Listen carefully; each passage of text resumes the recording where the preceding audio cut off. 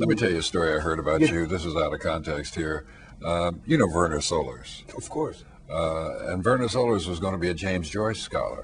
You know, he was studying James Joyce. That was what he was going to do.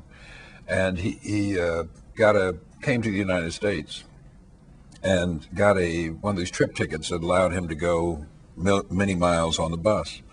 And he lands in Watts as the riot breaks out. And he's befriended a black woman who lives in Watts, and she rescues him from the bus station, takes him to her home. They can't leave. He's there with her parents and so on, and they turn on the TV, and they're having a panel discussion about the Watts riot. And there's several people on the panel, and this guy says, "Oh, this is terrible, this is awful, this is terrible destruction, burning, looting, terrible." Another guy says, "Oh, this is awful." And they come to you. And you say, "This is the greatest thing I've ever seen." And the announcer says, "Well, we'll pause a moment for a commercial." And they go away. And when they come back, you're gone. You're gone. And Solers told me that from that moment on, he dropped James Joyce. And he decided to study. Yeah.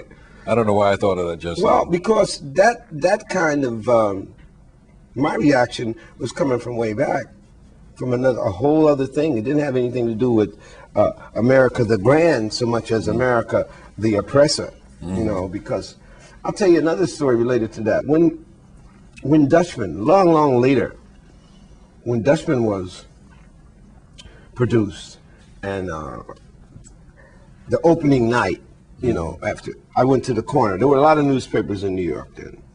I went to the corner, this joint that stayed open all night, and I got all these papers. This is in the Village. You know, I got about 5 or 6 papers. And each newspaper would say, you know, variations about this man is crazy, this man hates white people, this man uses bad language, this man, and my take on all that was finally, well, they want to make me famous, I see. They want to make me famous. That's what it is. No matter how much they hated the work they said. But, you know, some didn't. But then, in some kind of not really miraculous, but surprising fashion to me, there came down in my head this fierce understanding of responsibility.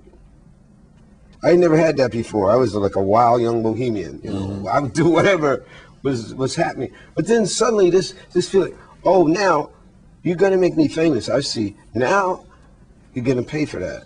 Because I'm gonna say everything I ever thought, everything I ever heard, everything my mama, my grandmother, my father, my grandfather, all those people in the ghetto, now is my turn to run it. See, and I felt that very clearly. I mean, that was not a vague thing. That came into my head, clear as a bell. You understand? Now I am going to get you, you know. And so that feeling there with that story, I could see that because I really genuinely felt that. You know, I felt that, like, if you're going to kick our behind all these years, you know, and you saying, what should we say? Should we send you another letter saying that we don't like it? You know, that whatever had happened, the people did it because they were forced to it by the conditions and the context, and so be it, and right on. That's what I was thinking. You know? And so that's what I began to think. Now, obviously, you try to provide, as you get older and can see some, you know, more productive direction. You know, because finally, if you're burning down your own joint, you know, that's got some kind of negative feedback to that, to the Newark Rebellion. When Dr. King got murdered, I was out there in the street telling people, don't burn down your own joint, you know, because we did that before. You know, in '67, we burned down, you know, and I was in the middle, out there in the middle of the street now telling people, don't burn down this part of town, this is where you live, you know, and they started to go downtown, you know, down in the middle of the city, and I knew what was going to happen then. I was telling them then, when you go down there, you know that them folks are waiting for us with them guns. Now, you know that. Yes, they'll protect that. Yeah. So we went downtown, but we didn't, you know, we went down there to put a presence. But by that time, I had come to the understanding that, no, I do not want them to try to run amok down here because they will get killed. And I have a responsibility now for that. And so I'm going to tell you, do not do that. Stop. We can demonstrate, but do not run amok down here because they will kill you.